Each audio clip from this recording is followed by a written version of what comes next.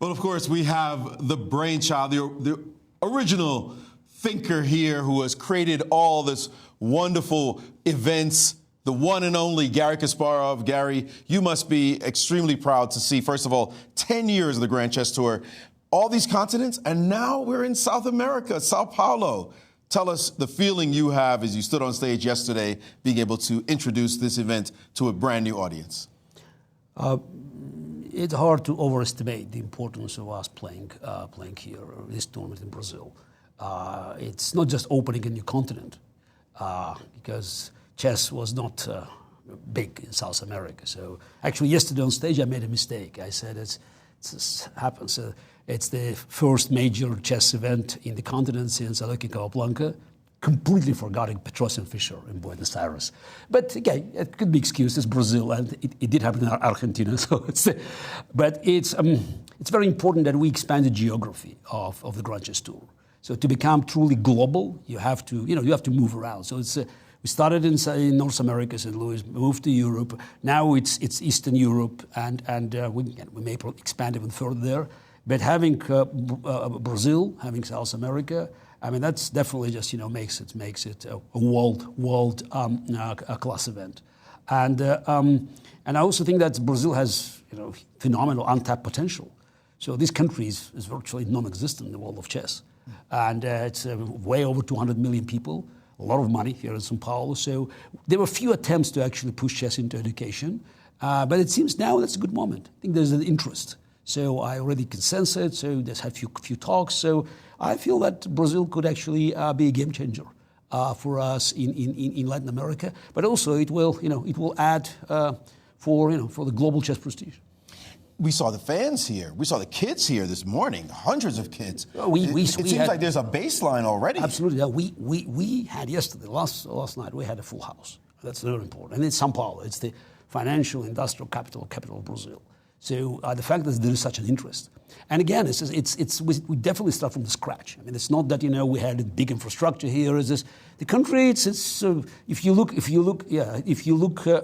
for the whole continent, I mean, there's not much happening. But Brazil is probably just close to the bottom.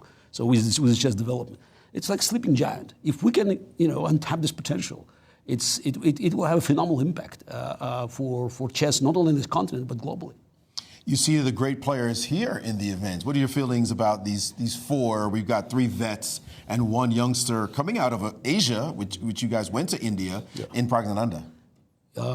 Look, it's I think many is surprised that there's only one youngster and three veterans. So actually we have three generations because Levon it's a real veteran. Yes, and then you have two in the middle. Yes, you may say so. So though obviously by modern standards they're already veterans. Yes, MVL and Fabi, and then Prague. So and again the good thing is that it's this event. It's this. I was asked 10 times probably. Who would you pick up? This is because it's super bad. So it's betting. So tell us how to bet. I said it's the beauty of the event is we don't know, and we will not know until the very last moment. So it's not by accident that we had few events for them to qualify, and to qualify it's a hell of a work and an accomplishment. And I think that this is the whole system, guarantees. It was almost 100% certainty that until the very last move, we will all be, just very anxious to know what comes next. It's a great format, absolutely. By the way, you saw what's happened. Yeah, I was about to say, we weren't going to talk too much chess, but this opening line, Garry, H4, we got A3.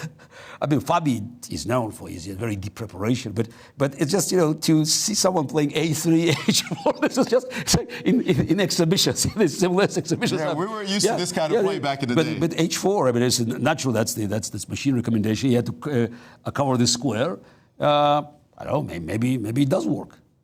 You have seen some of this preparation. I remember there was a game, I think it was Aronian was playing someone that was a draw back in the Seafield Cup. Yes. And they played this French. It was a French. No, actually it was Caruana. Oh, it was Fabi.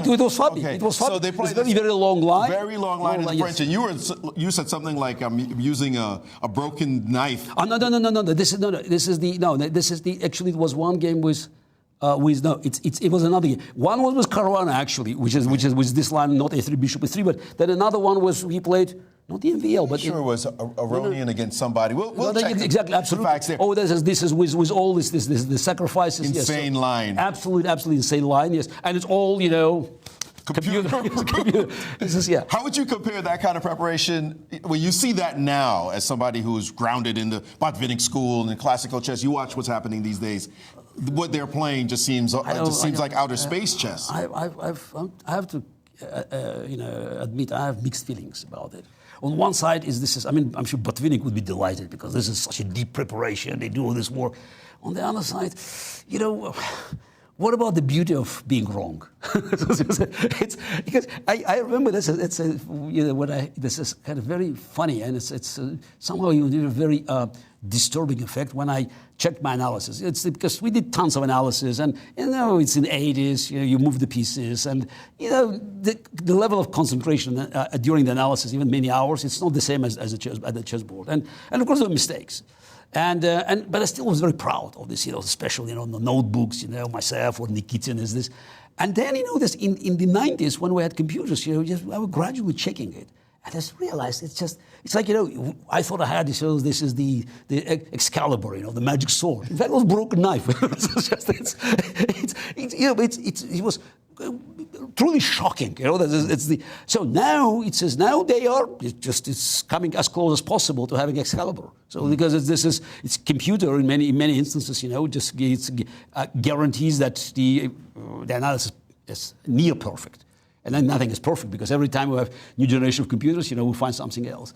But I also think it's also shows, for instance, this game that it's not just about having a computer. Everybody has the same computer, nearly the same computer, the same computing power at your elbow. But it's about creativity because I'm doing so many lectures now, and my message is that it's not just about a computer. It's about how you can use it. So it's about your ability to actually get a maximum effect.